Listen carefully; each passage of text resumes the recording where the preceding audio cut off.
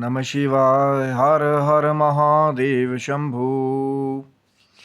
ओम नमः शिवाय। हर हर महादेव। जय माता दी। मित्रों, कैसे हैं आप सब? शिव शक्तुम चैनल पे आप लोगों का हार्दिक स्वागत है। और चैनल पे यदि नए हैं तो विनम्रता से निवेदन करूंगा कि चैनल को सब्सक्राइब कर लें, क्योंकि नित्य प्रति जो हमारी कोशिश है, कहीं ना कोई ज्ञान की चर्चा, कोई रहस्यपूर्ण चर्चा, कुछ ऐसे राज है जो हमारे इतिहास के पन्नों में छिपे हुए हैं, उनको आप तक लाने की हमेशा हम लोग कोशिश करते हैं।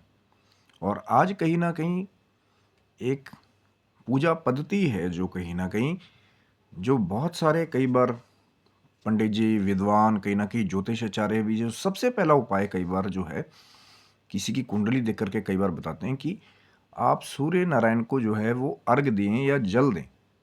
जैसे कई बार सूर्य नारायण की स्थिति कुंडली में अच्छी ना हो, नीच के हों, या ज़्यादा अपना मारक प्रभाव दे रहे हों, तो सबसे पहली रेमेडी कहीं ना कहीं जो विद्वान है, ज्योतिषी है, वो यही बताते हैं कि सूर्य नारायण की जो है उपासना की जाए और कहीं ना कहीं उनको जल दिया जाए।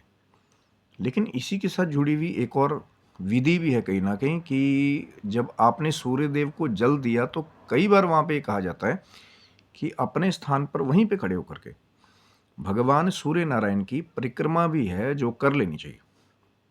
अब इसी से जुड़ा वो प्रश्न है कहीं ना कहीं कि कितनी परिक्रमाएं जो हैं वो भगवान सूर्य नारायण की, जब आपने अर्घ दिया, जल दिया भगवान सूर्य नारायण को, तो उसके बाद कितनी परिक्रमा जो है वो करनी चाहिए।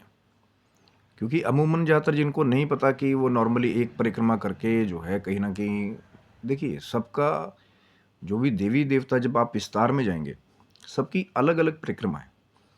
जैसे महादेव की शिवलिंग की पूरी परिक्रमा नहीं करते, कहीं ना कहीं आधी परिक्रमा जो है या कहीं ना कहीं ढाई परिक्रमा जो है वो बताई जाती है। ऐसे ही अलग अलग देवी देवताओं की अलग अलग परिक्रमा है। तो जब हम लोग भगवान सूर्य नारायण की बात करते हैं कि सूर्य नारायण को आपने अर्घ दिया, फिर उसमें भी एक विस्तार है कि उसमें क्या क्या डालना है। कई बार जो है लाल चंदन उसमें जो डाला गया है अगर, तो फिर वो और आपको फल देने वाला बताया गया। पितरों के समय कहते हैं कि सूर्य नारायण को तिल डाल करके अगर अर्घ दिया जाए उसका अलग फल है। अक्षत डाल करके अर्घ दिया जाए उसका अलग फल है कहीं ना कहीं देव तीर्थ के द्वारा जब जल आप देते हैं अंजलि में, तो फिर वही वेद में कहीं ना कहीं बहुत जल्दी जो है फलदायी बताया गया। लेकिन परिक्रमा पे हम लोग वापस आते हैं कहीं ना कहीं कि ये कहा गया कि सूर्य नारायण की परिक्रमा करते हुए, आराधना करते हुए 7 परिक्रमाएं जो है वो करनी चाहिए, क्योंकि भगवान सूर्य के 7 घोड़े हैं और इन्हीं 7 घोड़ों का कहीं ना कहीं स्वामित्व जो है भगवान सूर्य नारायण को प्राप्त है। और एक तरह से जो 7 जो कहीं ना कहीं प्रेजेंट हमारे ग्रह हैं, अब 2 ग्रह ऐसे हमारे जिनको छाया ग्रह कहा जाता है, उनका कोई स्थायी अस्तित्व नहीं बताया जाता कुंडली, जो राहु और केतु हैं। लेकिन जो बाकी के 7 ग्रह हैं कहीं ना कहीं जिनकी एक प्रत्यक्ष स्थिति बताई जाती है, और 2 छाया ग्रह को छोड़ दिया जाए तो 7 ही ग्रह बनते हैं, तो उनका स्वामित्व भी भगवान सूर्य नारायण को प्राप्त है। इसीलिए भी इसका जुड़ाव कई लोग जो है 7 ग्रहों से भी करते हैं। तो कहीं ना कहीं जब भी भगवान सूर्य नारायण की आप आराधना करें, जल दें, अर्घ दें, और मंत्र कहीं ना कहीं जब जल देने के समय जो है वैदिक मंत्र बताया गया भगवान सूर्य नारायण का, ओम घृणी सूर्याय नमः।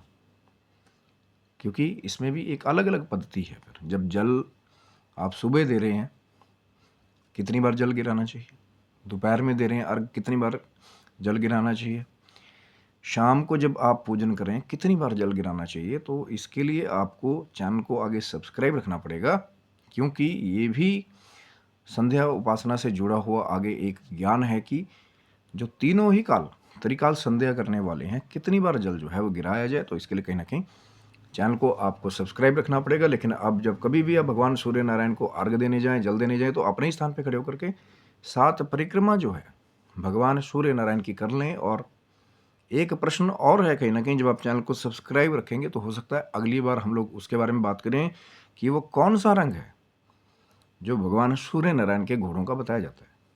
लेकिन अभी नहीं, जब आप चैनल को सब्सक्राइब करेंगे आगे भी बहुत सारा रहस्य है जो आने वाला है कहीं ना कहीं आप तक लाने की कोशिश करेंगे। तब तक सभी बंधुओं को हर हर महादेव शंभो।